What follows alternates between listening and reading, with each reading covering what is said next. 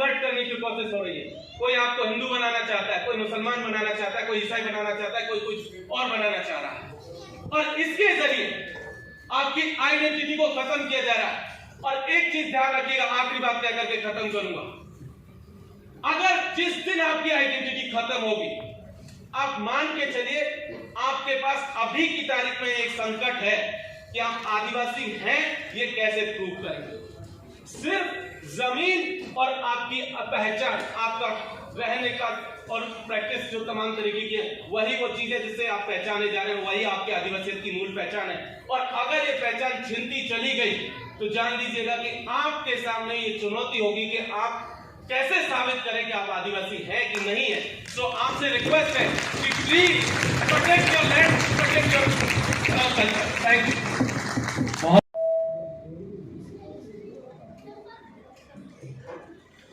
आयोजकों का बहुत बहुत शुक्रिया, और अब तमाम लोगों को मैं जोहार पेश करता हूं। साथियों, जब आज हम लोग यहाँ पर विश्व आदिवासी दिवस मना रहे हैं तो इसकी अहमियत को समझना हमारे लिए बेहद जरूरी है कि क्यों ये दिवस मनाया जा रहा है। इसकी वजह, और वजह यह है कि दुनिया भर के लगभग 90 देशों में इंडिजीनियस लोग रहते हैं, लेकिन उनके ऊपर एक बड़ा संकट मंडरा रहा, और वो बड़ा संकट जो है वो ये है कि किस तरीके से आदिवासियों की आइडेंटिटी जो है उसे खराब किया जाए, उसे छीन लिया जाए। आदिवासियों की जो आइडेंटिटी है वो दो चीजों से जुड़ी हुई है। मैं, क्योंकि समय बहुत कम है, मैं बहुत कम शब्दों में बात नहीं रखूंगा। पहली चीज जमीन का सवाल। आज की तारीख में पूरी दुनिया में और इस देश में भी आप देखेंगे तो पता चलेगा कि लगातार आदिवासियों की जमीनों को छीना जा रहा है। वो आपका इलाका हो, ये राज्य हो, दूसरा राज्य हो, आप जहां देखेंगे पाएंगे कि आपकी जमीनें लगातार छीनी जाती रही है और छीनी जा रही है। और ये काम सरकार से लेकर के प्राइवेट कंपनियां कर रही है लगातार। उनका एक ही मकसद है, जिस दिन आपकी जमीनें छीन ली जाएंगी उस दिन आपकी जो ट्राइबल आइडेंटिटी है, जो आपका वजूद है, वो वजूद खतरे में हो जाएगा। एक एग्जांपल आपको मैं देता हूं। आज की तारीख में आप देखेंगे तो देश भर में लगभग 700 से ज्यादा जगह हैं जहां पर आदिवासी अपनी जमीन को बचाने की लड़ाई लड़ रहे हैं। इस देश में अगर आप देखेंगे तो पता चलेगा कि इसी देश के भीतर एक हसदेव का जंगल है जहां पर 1,84,000 हेक्टेयर का जंगल छत्तीसगढ़ के भीतर अडानी को दे दिया गया सरकारों के द्वारा। वहां का आदिवासी पिछले 8 साल से लड़ रहा है। नेतरहाट के भीतर 60 साल से आदिवासी लड़ रहा है, जहां लाखों हेक्टेयर का जंगल जो आदिवासियों की जमीनें है, जो संविधान के अनुसूची 5 के अंतर्गत आता है, लेकिन तमाम तरीके के कॉन्स्टिट्यूशनल प्रोविजन के बावजूद वो जमीन आपकी छीन ली गई।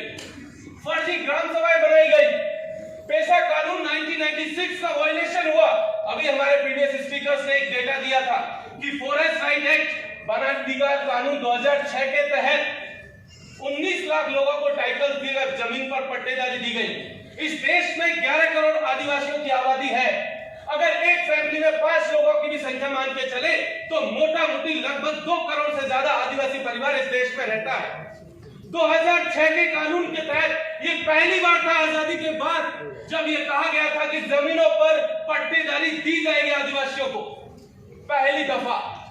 और हुआ ये कि 2006 के एक्ट को तुरंत 2007 में वाइल्ड लाइफ कंजर्वेशन के नाम से कुछ एनजीओ आए और उन्होंने कहा कि इन जंगलों को, इन जमीनों को आदिवासियों से खतरा है, लिहाजा ये जो पूरा का पूरा एक्ट पार्लियामेंट से लेकर के आए हैं इसे वापस लिया जाए। और सिर्फ 42 लाख टाइटल्स के लिए जो है आवेदन आए, उनमें से 19 लाख लोगों को मिला। मोटा मोटी आप समझिए कि टोटल आबादी का, इस देश की टोटल आदिवासी आबादी का सिर्फ 10% लोगों के पास जमीन के पट्टे हैं। आप अपनी गांव की जमीन उठा करके देखिए और पता कीजिए कि वो जमीन जिस पर आपका घर बना है वो खातेदारी की जमीन थी या जंगलात की जमीन थी जिस पर आपने कब्जा करके घर बनाया हुआ है। 2019 में सुप्रीम कोर्ट का ऑर्डर, जिसका हवाला अभी पहले हमारे प्रीवियस स्पीकर ने दिया था, उन्होंने कहा था सुप्रीम कोर्ट का ऑर्डर है कि जिसके पास भी पट्टा नहीं है, मालिकाना हक नहीं है, उसको उस जमीन को खाली करना पड़ेगा। यह बात अलग है कि सुप्रीम कोर्ट ने अपने ऑर्डर को अभी होल्ड पर रखा हुआ है, लेकिन ये बहुत लंबे समय तक नहीं है। जिस जमीन पर आपका घर है वो जमीन आपके पट्टे में नहीं है, खातेदारी की नहीं है, तो वो जाएगी और ये इस देश के 90% आदिवासियों के ऊपर होने वाला है।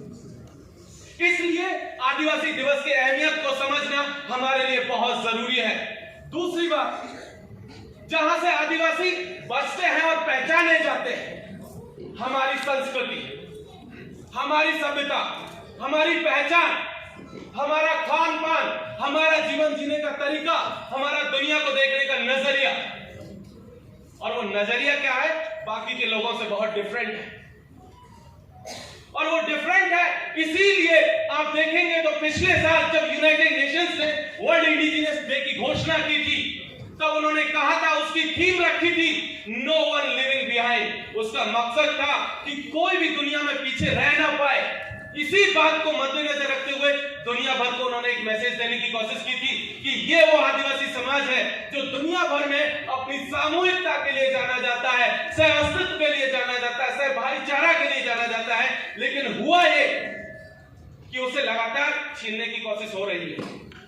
पूरे देश में